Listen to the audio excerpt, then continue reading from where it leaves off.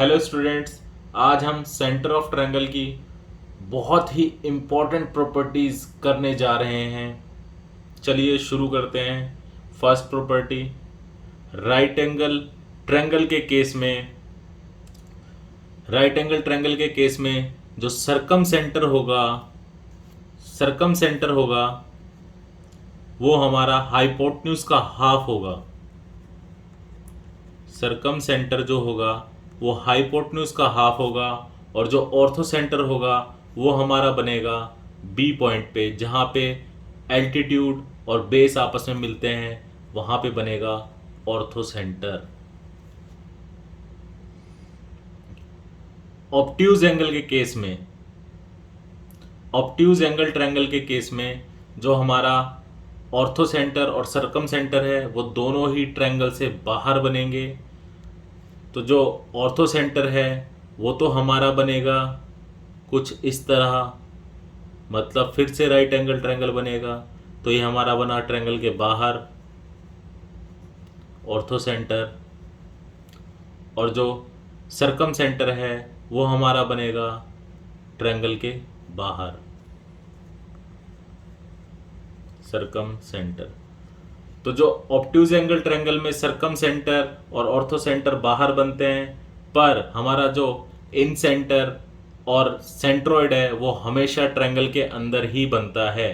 तो सेंट्रोइड और इन सेंटर कभी भी ट्रायंगल से बाहर नहीं बनते, पर सरकम सेंटर और ऑर्थो सेंटर हमारे ट्रायंगल से बाहर हो सकते हैं अगर वो ऑब्ट्यूज एंगल ट्रायंगल है। तो हमने ये दो चीज़ें सीखी। तीसरी प्रॉपर्टी देखिए, अगर हम ऑर्थो सेंटर की बात करें, हम पे ऑर्थो सेंटर बना हुआ है पी पॉइंट पर ट्रायंगल ए बी सी में। अगर पी इस ट्रायंगल का ऑर्थो सेंटर है, तो अगर हम बात करें ट्रायंगल बी पी सी की, तो इस केस में जो ऑर्थो सेंटर है वो हमारा एंगल ए पे बनेगा। अगर हम ट्रायंगल बी पी सी की बात करें तो इसका जो ऑर्थो सेंटर है वो बनेगा एंगल ए पर। इसी तरह ट्रायंगल अगर हम ए पी बी की बात करें तो इस ट्रायंगल का जो ऑर्थो सेंटर है वो बनेगा एंगल सी पर।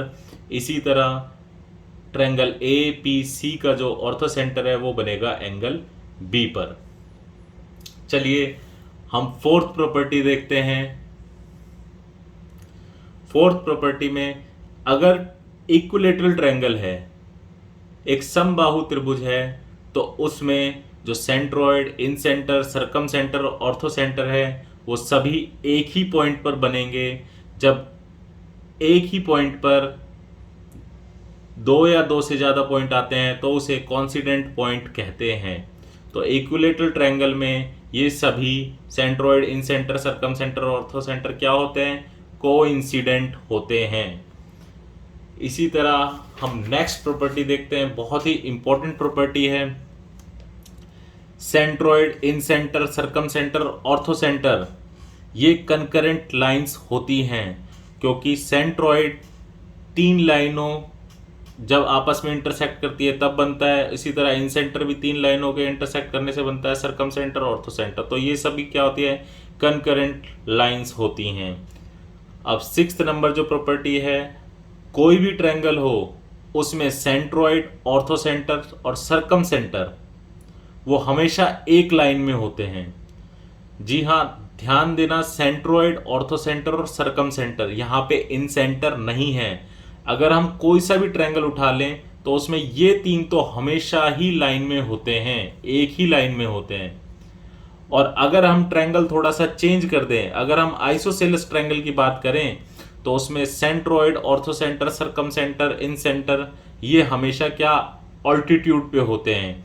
ये चारों के चारों उस ट्रायंगल की हाइट पे ऑल्टीट्यूड पे होंगे सारे के सारे, तो वो कॉलिनियर भी होते हैं।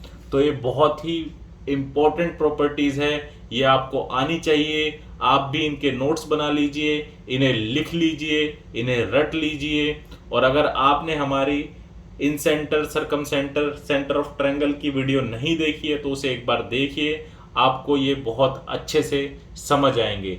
तब तक के लिए नमस्कार दोस्तों।